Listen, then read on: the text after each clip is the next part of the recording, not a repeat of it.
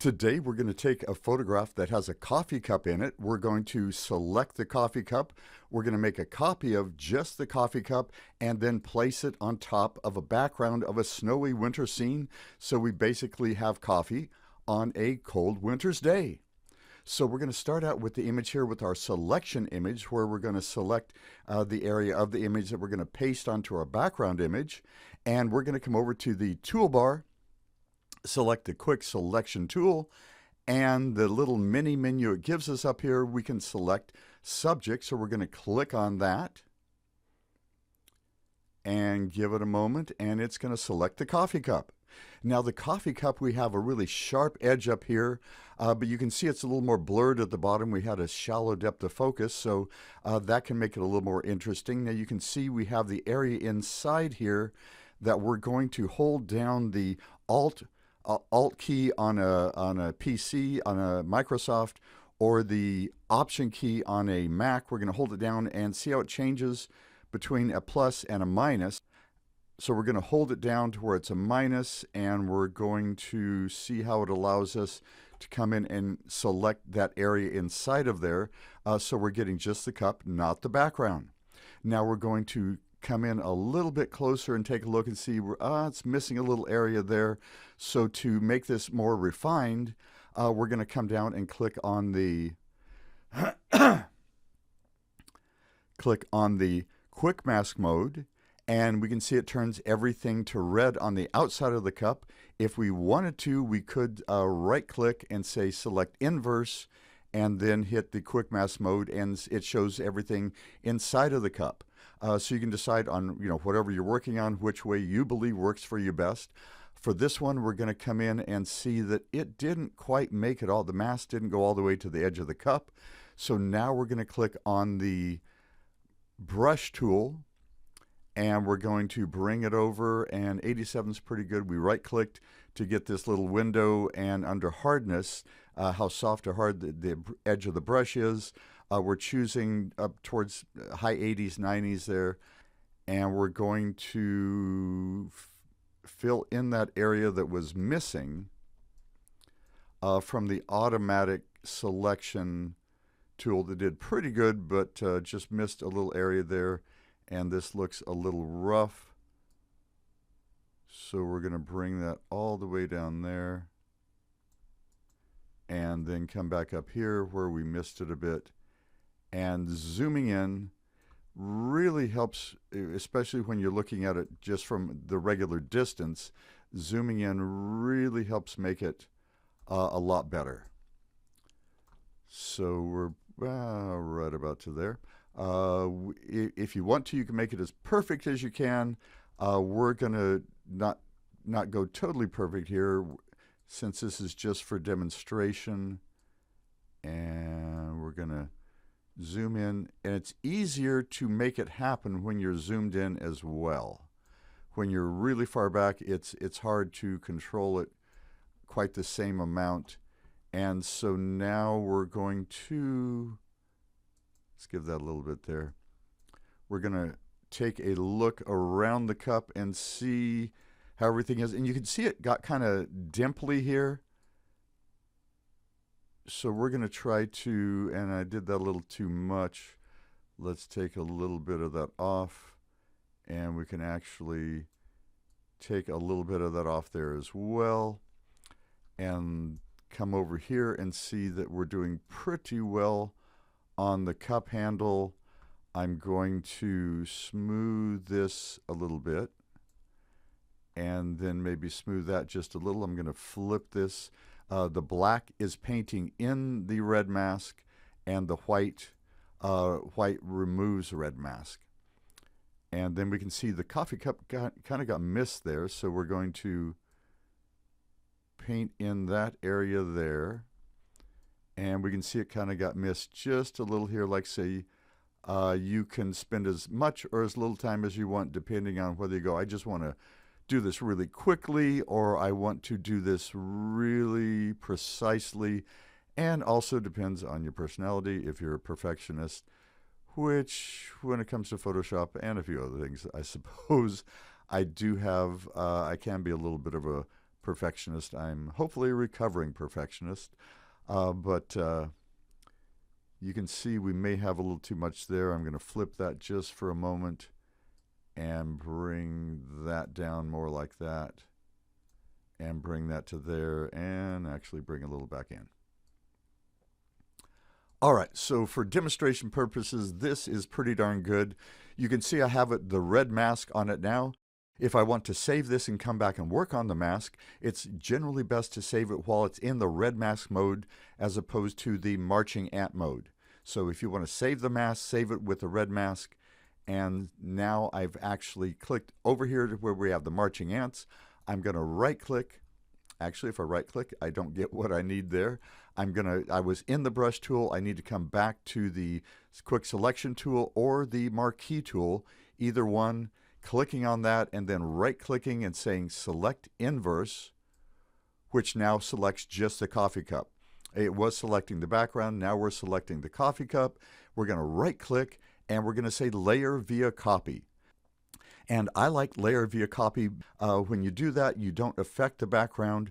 You're just making a new layer with just what's inside the marching ants. So we're going to click that there. We come over here. We click in the layers palette. And we see we've selected just the coffee cup.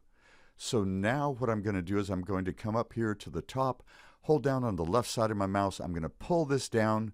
And then I can either grab the coffee cup or grab the layer. This time I'm going to grab the layer and drag it and drop it on top of the background layer. So now that I've done that, I don't need this layer anymore. And what I'm going to do is I'm going to save it. And I'm going to save it as a TIFF. Do I want already replaced? And I'm going to say yes and yes. Because I still have my background layer, I've just added the top layer. So I haven't changed that at all. If you want to, you can save it as a new file. But however that works best for you. But now that we have it on the background and we've saved this, we can click and close that file. And here we have the coffee cup sitting on top of the background. Now you can see there's a post in this that we probably don't want in the image. So what we're going to do is we're going to now select the background. I'm going to make a duplicate copy of it, dragging it down to the add a new layer icon down here at the bottom of the layers palette. And then I'm going to click on it. I'm going to scroll back, hit Control T. For free transform that's on a PC. On a Mac, it's Command T, and then I'm going to hold down the Shift key and pull the corner to zoom in on the background and get the area that I want. Now I can see I can do this here. I can come up and bring this over about here, and I'm gonna actually zoom this up a bit more and bring this right about like that. And then I'm going to come up here and I can say, no, I don't want that, or yes, I do want that. So I just click there and I'm going to bring this over just a smidgen right about there. We have the coffee cup in the middle here, and I'd like to make it a little bit larger. So I'm going to hit Control T or Command T, hold down the Shift key, pull the corners of it and bring it up about, maybe a little less, about that much. And I may tilt it just a touch to, everything is a creative choice, however you think it's going to look best. So now I've got the coffee cup on the top. I have the winter scene behind. And actually on the coffee cup, I'm going to come down and I'm going to select the hue and saturation, and I'm going to take the saturation down just a bit so it doesn't look quite so yellowish. We're going to bring it down more like a white coffee cup, and then we're going to double click to close properties. We're going to right click on hue and saturation and say merge down. So now we've merged it with that layer. So now otherwise it would be affecting all the layers below it, including the background layer. And now what I'm going to do is I'm going to click on the background layer, and I'm actually going to add a layer between it. I'm going to click on the create a new layer icon down here, and now I've created a blank layer between the background and the coffee cup. So with that, I'm going to come up to the marquee tool. I'm going to use the rectangular marquee tool. I'm going to hold down on the mouse and drag across with the blank layer selected, and I'm going to right click and say fill, and I'm going to choose fill with white. I'm going to hit OK, and then I'm going to hit click inside of here, and that deselects it. Now you can see the coffee cup and a white background. We don't see the background layer underneath it. So top layer, middle layer, bottom layer. So now I'm going to come over to the eraser tool and use the regular eraser tool. I'm going to right click and say I want the hardness to be really, really pretty darn soft. And then I just click up here to get rid of that. That's how I do it. The eraser tool, you can see, is a really small tool right now. And we're going to click on it on the right bracket key to make it larger. Quick little tip here. If you ever have the caps lock on your keyboard, you'll see this instead of the brush size. So if you're ever going, I can't see my brush size, check and see if you have caps lock on, because that will hide your brush size. It took me about 4 hours one day to research that and figure that out. So hopefully I saved you some time. So now with the white layer, the middle layer selected, I've got the eraser tool. I'm going to erase around the coffee cup to let the bottom layer show through.